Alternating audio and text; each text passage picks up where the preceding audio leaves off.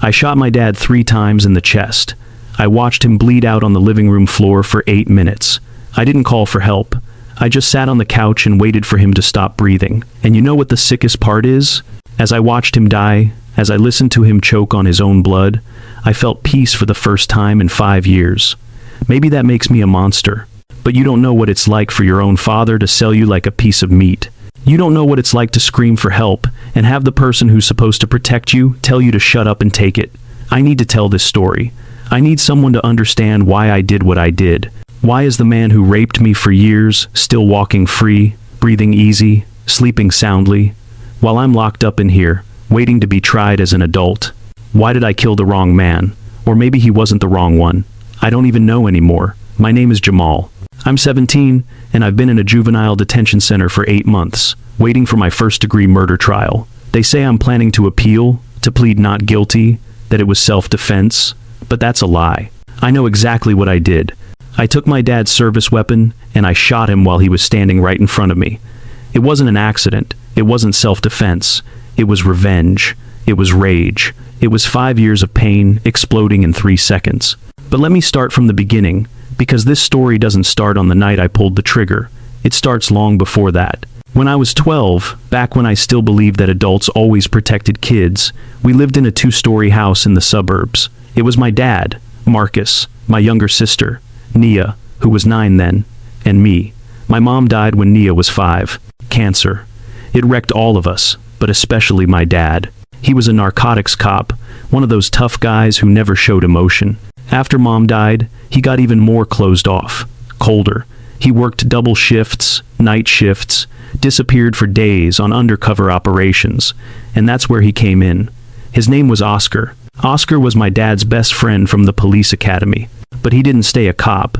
He went to law school, became a prosecutor, a big-shot DA who you'd see on the news, prosecuting corruption cases, organized crime, an untouchable, respected guy with connections all the way up to the state capitol. Oscar was like family. He came over for dinner every Sunday. He'd take me and Naya to the movies, to baseball games, to the beach in the summer. When my dad worked nights, Oscar would stay over to watch us. He said we were like the nephew and niece he never had, that he never had his own kids, and we filled that void. My dad trusted him completely. I trusted him too, until the first time he touched me. I was 12. My dad was on an operation that was going to last all night. Nia was asleep in her room. I was in the living room watching TV. Oscar sat down next to me. It started off normal, just talking about school, asking if I liked any girls, the kind of stuff adults ask when they're trying to be cool. Then he put his hand on my leg. I'm not going to get into the details of what happened that night, not because I'm ashamed, but because I've relived it enough times in therapy, in interrogations, in my nightmares. What I will tell you is that afterward, he said something to me that's been burned into my brain ever since. Your dad has a lot of enemies, Jamal. Dangerous people who would do anything to see him dead or in prison. I protect him. I have information, evidence, connections that keep your dad safe. But if you say anything about this, about us, I won't be able to protect him anymore. You understand? It's not a threat, it's just the way it is. Your dad needs me on his side. And I need you to be a good boy and keep our secret. I was 12. What was I supposed to do? I believed him. I thought if I spoke up, my dad would get killed. I thought it was my job to protect my family, so I kept my mouth shut. And it kept happening. Once a month, twice a month. Whenever my dad worked a night shift, and Oscar offered to stay with us. Always after Nia was asleep. Always with that same warning. This is protecting your family. You're being so brave, Jamal. You're saving your dad, and he doesn't even know it. I started to change. At school, I became withdrawn. I quit the basketball team. I stopped hanging out with my friends. I started having nightmares every single night. Panic attacks in class. My teachers would call my dad concerned. He'd ask me what was wrong. I'd just say it was nothing, that I missed Mom, that school was tough. He'd nod and go back to work. At 14, I started cutting. Lines on my thighs where no one could see them. It wasn't for attention. It was because the physical pain was easier to handle than the other thing. It was something I could control. At 15, I developed severe insomnia. I could go 3-4 days without sleeping. When I finally did crash, the nightmares were so vivid, I'd wake up screaming. My dad took me to a psychiatrist. They put me on antidepressants. They didn't work. How could they work when nobody knew the truth? And the whole time, Oscar kept coming for Sunday dinner. He kept smiling. He was still Nia's favorite uncle. He was still my dad's best friend. And every time he saw me, he'd wink, like we shared some private joke. Until I turned 16. It was March. I remember the exact date, March 12th. My dad was in the kitchen making coffee.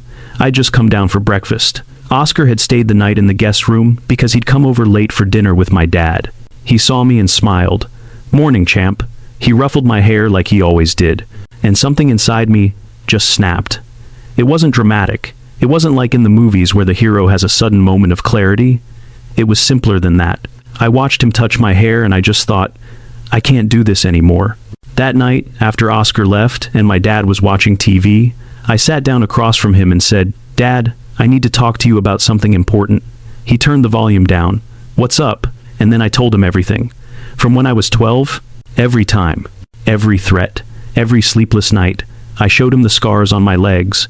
I showed him the texts Oscar would sometimes send me, messages that looked normal on the surface, but had an undertone that made me want to throw up. I cried. I completely broke down in front of my dad for the first time in years. I begged him to help me, to do something, to report Oscar, to get him away from us. And you know what my dad did? He just sat there. For a full 5 minutes, he said absolutely nothing. He just looked at me like he was trying to solve a really complicated math problem. Finally, he spoke. "Jamal, listen to me carefully. What you're telling me is very serious. Oscar he's a very powerful person. He has connections I don't have. If we play this wrong, if we accuse him without enough proof, he could destroy us. He could invent charges against me. He could make me lose my job. He could have them take Nia away. Do you understand the position we're in?" I couldn't believe it. "Are you telling me you're not going to do anything?" "I'm not saying that. I'm saying we have to be smart about this. We can't be impulsive." "Impulsive? He's been abusing me for 5 years. How much longer do you want me to wait?" My dad sighed. He looked tired, old. "Sometimes in life, you have to eat shit, Jamal. There are situations you can't win, where the best you can do is survive and protect what you have. Oscar, I owe him a lot. He saved my ass more times than I can count. And yeah, what he did to you is wrong. But if we report him now, with your word against his, a respected DA, versus a teenager with a history of depression and self-harm, who do you think they're going to believe?" I felt like I'd been hollowed out. I can't believe what I'm hearing. When you're older, you'll understand. The world isn't black and white. Sometimes you have to make sacrifices for the greater good. I stood up from the couch. Sacrifices? I'm the sacrifice. Don't be more dramatic than you need to be. It's been years and you're fine. You're still here, aren't you? He didn't kill you. Yes, it was wrong. But the important thing now is to move on. That was the last real conversation I ever had with my dad. That night, I went up to my room and I realized something.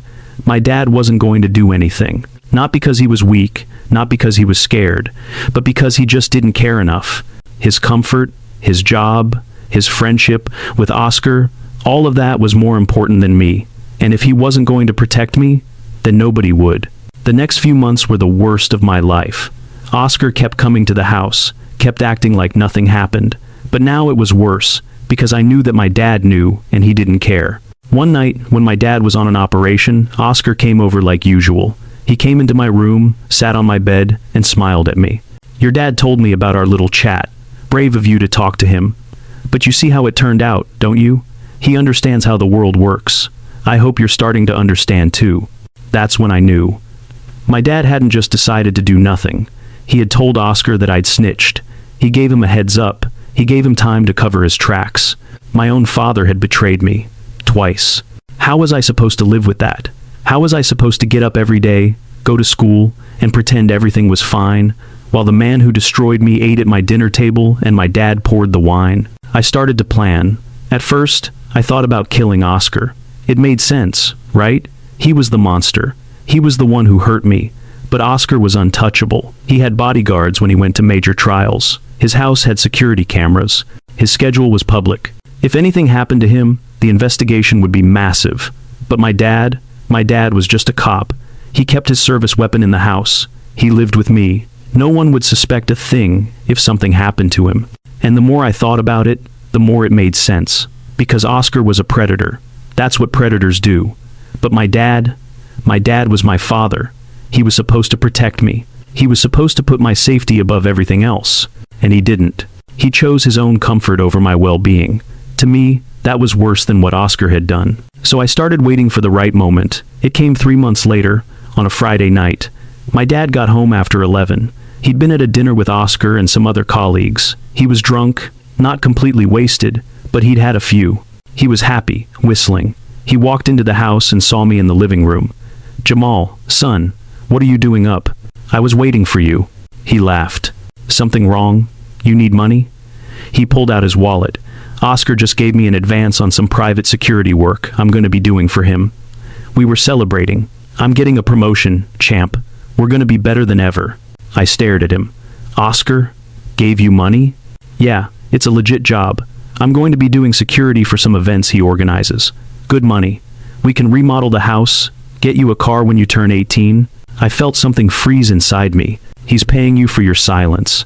My dad stopped smiling. "What?" "He's paying you to keep quiet about what he does to me." "That's not a job, that's a bribe." He got serious. The kind of serious he got when he was interrogating a suspect. "Jamal, we've already talked about this. We're not getting into that again." "Oh yes, we are. Because I'm going to report him myself. I'm going to go to school tomorrow and talk to the counselor. I'm going to the police. I'm going to destroy Oscar, even if it destroys us." My dad took 2 steps toward me. "You're not going to do that." "And who's going to stop me? You?" "Jamal, don't be stupid. You think anyone's going to believe you? Oscar is a DA. I'm a cop. We'll both say you're making things up because you've got mental problems. And you have a record that proves it. Antidepressants, self-harm, panic attacks. They'll say you're looking for attention, that you're resentful because I work too much. Nobody is going to believe you. Then I'd rather try and fail than stay quiet like a coward." My dad laughed. It was a bitter, ugly laugh. "A coward? I'm the coward? I'm the one who puts food on this table, who pays for your useless therapy, who keeps a roof over your head. And you call me a coward because I don't want to throw it all away over your teenage drama?" "Teenage drama? I was raped for years. And you're still here. You're alive. He didn't kill you. Stop acting like you're the only one who's ever suffered in this world. I've had to eat a lot of shit in my life too. That's how we survive." That's when I saw his gun. He'd left it on the coffee table when he came in. He always did that. Came in, took the gun out of his holster, and put it on the table before he went to change. I didn't think. My body moved before my brain processed what I was doing. I grabbed the gun. My dad stopped talking immediately. His face changed. "Jamal, put the gun down. Now." I held it with both hands. It was heavier than I thought. "Jamal, don't be ridiculous. Give me the gun." "Why? Are you scared?" "Of course I'm not scared. You're my son. I know you're not going to do anything stupid." "How do you know?" "You said it yourself. I'm a dramatic teenager with mental problems. Teenagers like that do stupid things all the time." My dad tried to sound calm, but I could see the sweat on his forehead. "Look, I know you're angry. And you have a right to be. Let's talk. Put the gun down. And let's talk like civilized people. We already talked months ago. And you told me to shut up and take it. Then let's talk again. Maybe I was wrong. Maybe we can find another solution. But I need you to put the gun down." But I couldn't put it down. Because I knew if I put it down, nothing would change. Oscar would still be untouchable. My dad would keep taking his blood money. Nia would grow up in this sick house without knowing what was really going on. And I would keep dying a little more inside every day. "Are you going to shoot me?" My dad changed tactics. Now he sounded defiant. "Are you really going to shoot your own father? The man who's taken care of you your whole life? Who stayed when your mom died? Think about it, Jamal. If you do this, your life is over. You'll go to prison. Nia will be all alone. All for what? For pride? For revenge? You don't have the guts to do something like that." And those were the last words my dad ever said to me. I shot him 3 times in the chest. The sound was deafening. I'd never fired a gun before. The recoil almost knocked me over. But all 3 bullets hit their mark. My dad fell backward, hit the wall, and slid down to the floor. He put his hands on his chest. Blood started pouring out between his fingers. He looked at me, his eyes wide with shock, like he really hadn't believed I was capable of it. He tried to say something, but only blood came out of his mouth. I just stood there, the gun still in my hands, watching him. I thought I'd feel instant remorse. I thought I'd panic, that I'd scream or cry or try to help him, but I didn't feel any of that. I felt peace. For the first time in 5 years, I felt like I could take a full breath. I sat down on the couch, put the gun beside me, and just watched my dad die. It took 8 minutes. 8 long minutes where I listened to him choke on his own blood, where I watched him try to press down on the wounds to stop the bleeding, where he looked at me with pleading eyes, silently begging me to call an ambulance. I didn't. At the 6-minute mark, he stopped trying to cover the wounds. His hands fell to his sides. His breathing became ragged. Bubbles of blood popped in his mouth every time he tried to inhale. At the 8-minute mark, he stopped breathing. I sat there for another 10 minutes, just to be sure. Just to make sure he was really dead, and this wasn't some dream or hallucination. Then I picked up the phone and called 911. My dad shot himself. He came home drunk and grabbed his gun. I tried to take it from him, but it went off. Please, send help. He's not breathing. I screamed, I cried, I gave the performance of a lifetime. When the paramedics got there, they found me kneeling beside him, my hands covered in his blood, pretending to apply pressure to the wounds, trying to revive him. When the police came, I showed them my trembling hands. I told them between sobs how my dad had come home drunk, depressed, talking about how everything was too hard, how he'd grabbed his gun and before I could do anything, he'd shot himself, that I'd tried to grab it from him, but I was too late.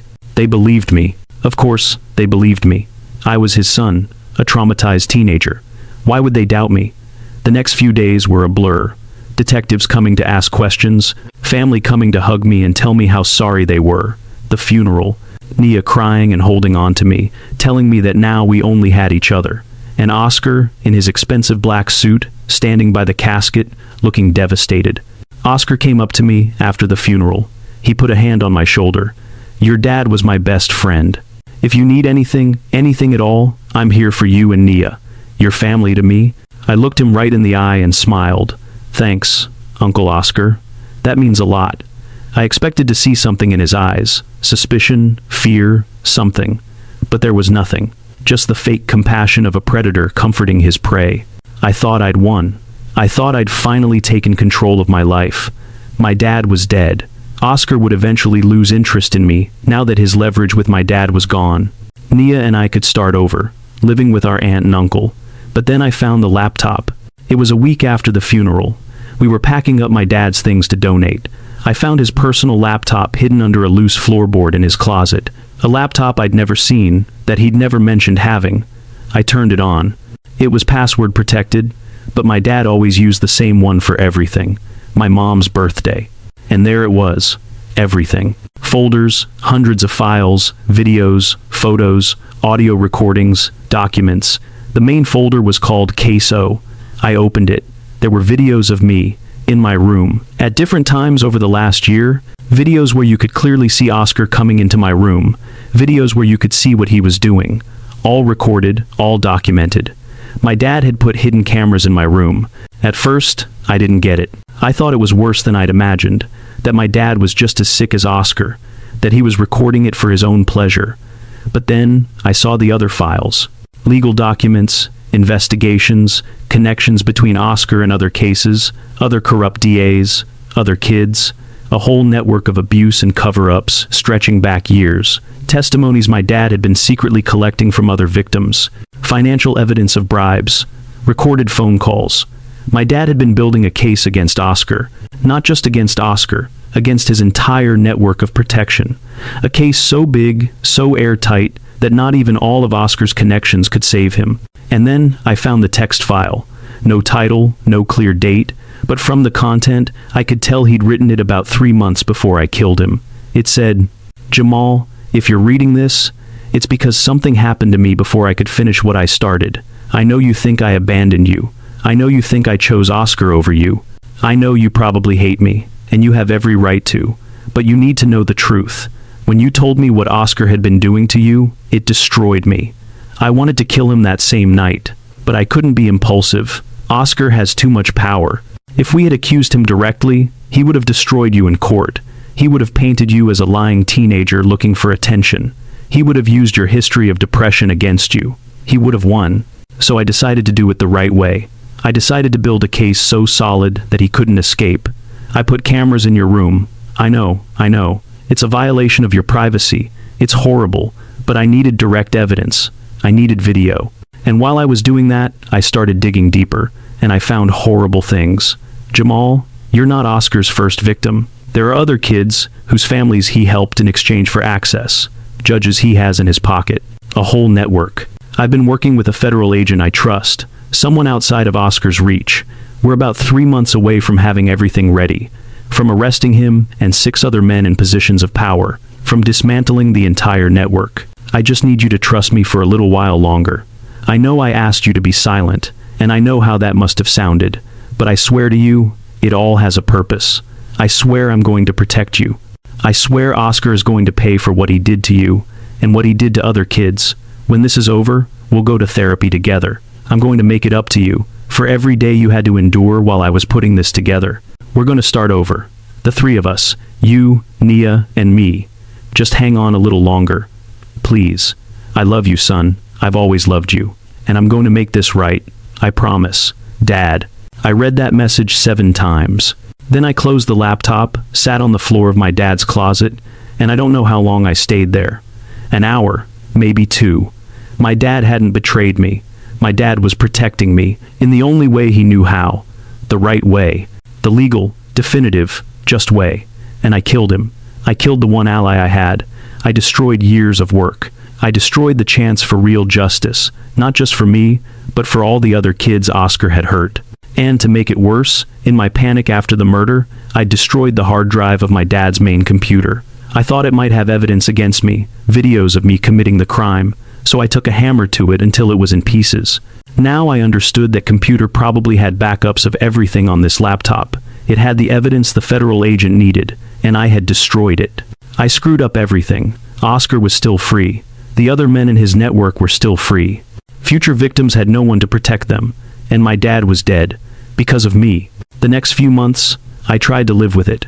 I couldn't tell anyone what I'd found, because it would mean confessing to his murder. I tried to contact the federal agent my dad mentioned in his notes, but I had no idea who it was. I tried to follow the leads in the documents, but without my dad there to explain the context, most of it was meaningless to me. Oscar stopped visiting as often after my dad died. At first, I thought it was because he'd finally lost interest. But now I understand he probably sensed the danger. He probably found the cameras in my room. He probably knew my dad was investigating him. And when my dad died so conveniently, he probably got suspicious. But he couldn't prove anything, so he just backed away, disappeared from our lives. He won. The guilt was eating me alive. Every day was worse than the last. I saw my dad's face in my dreams. Not the face from when I killed him, but the face from when I told him about Oscar. That look of concern that I had mistaken for indifference. Now I understood it was him calculating, planning, thinking about how to truly protect me. 6 months after the murder, I couldn't take it anymore. I walked into the police station and confessed to everything. I told them I killed my dad, that it wasn't an accident or a suicide, that I shot him because I thought he had betrayed me. I told them about Oscar. I showed them the laptop. I told them about the case my dad was building. They arrested Oscar for questioning. They held him for exactly 48 hours. Then his lawyers showed up, expensive lawyers who knew every loophole. They questioned the admissibility of the evidence. They argued the cameras in my room were illegal, that the evidence was obtained without a warrant, that there was no proper chain of custody. Oscar walked free. With a restraining order against me? Yeah, but free. And now I'm facing trial as an adult for premeditated, first-degree murder. The prosecutor, a colleague of Oscar's, funny enough, argues that I planned the murder for months. That the stories about Oscar are fabrications from a disturbed teenager trying to justify killing his father. That my history of mental health issues proves I'm dangerous and need to be locked away. My lawyer says we have a chance with a plea of manslaughter or temporary insanity.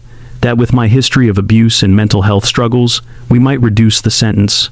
Maybe 15 years instead of life. But that laptop I found, that evidence. I told him to use it. To show that my dad was building a case against Oscar, that it proves the abuse was real. My lawyer looked into it. He spoke to the federal agent my dad mentioned. The agent confirmed they were working together. But he also said that without my dad there to testify, without the evidence from the destroyed computer, without being able to verify the authenticity of the recordings from the laptop, the case against Oscar is dead. They don't have enough to prosecute. So my lawyer is going to use the laptop to prove my state of mind, but not to prosecute Oscar, just to explain why I did what I did. Oscar is still a DA. He's still respected. He probably still has access to victims.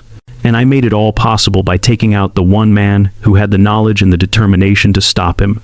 Today I'm 17. In 2 months, I'll be 18. I'll probably have a sentence by then. My lawyer's optimistic. He thinks with the evidence of the abuse, with my age, with my history, he can get me somewhere between 12 and 20 years. Nia doesn't speak to me anymore. She lives with our aunt and uncle in another state. She wrote me a letter 2 months ago. It said she can't forgive me for taking our dad from her, that she doesn't care what Oscar did or didn't do to me, that I killed the only parent we had left, that she hopes I rot in prison. She's 15 now, and she's alone.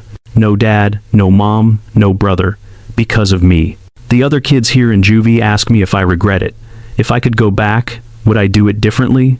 And the truth is, I don't know. Because yes, I killed the wrong man. Yes, I destroyed the chance for real justice.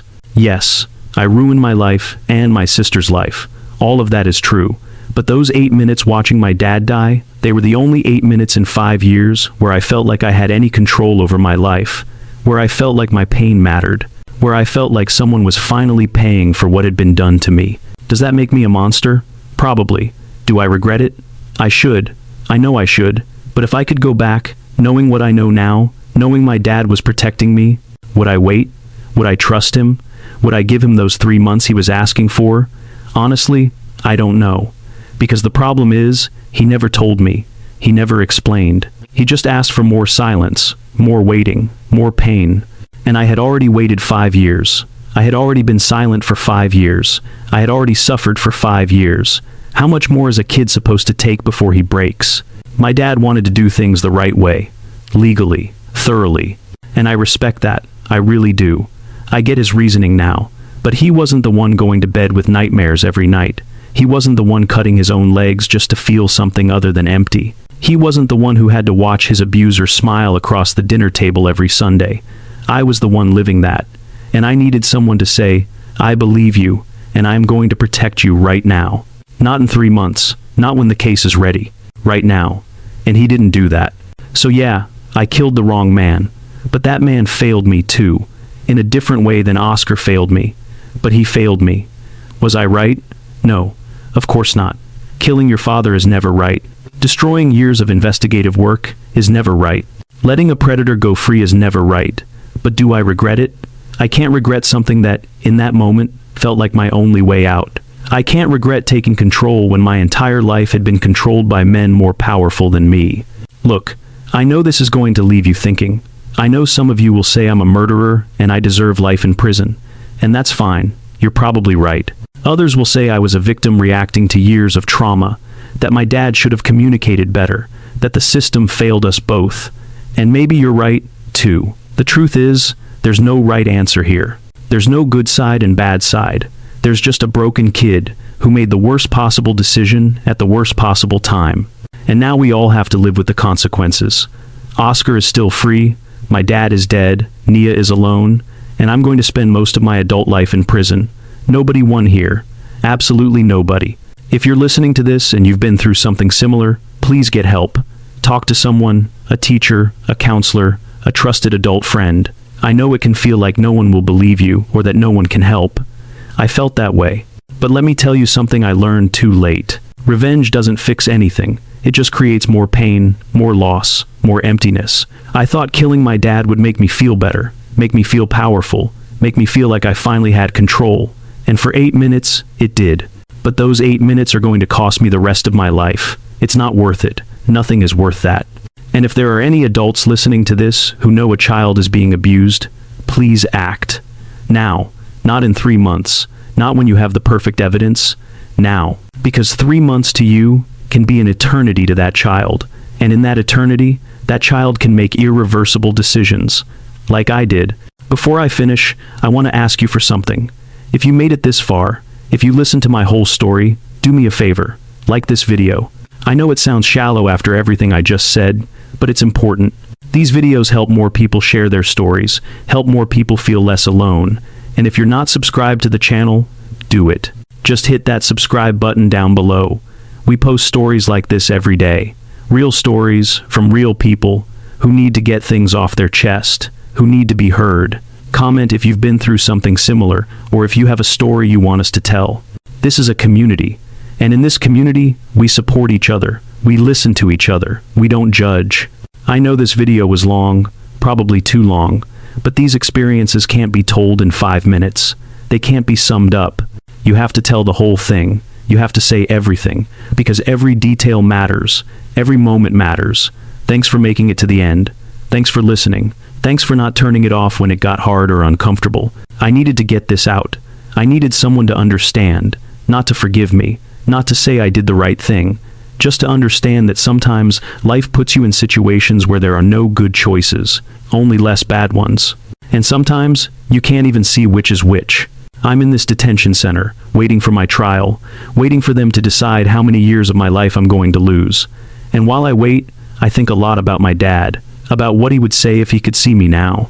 I think he'd tell me I screwed everything up, that I wasted his sacrifice, that the 3 months he asked for were nothing compared to the years I'm about to lose. And he'd be right. But I also think he would finally understand why I did it, why I couldn't wait, why the silence he asked of me sounded exactly like the silence Oscar had demanded from me for years. I don't justify what I did, I'm just explaining it. And now you get to decide, am I a victim or a villain?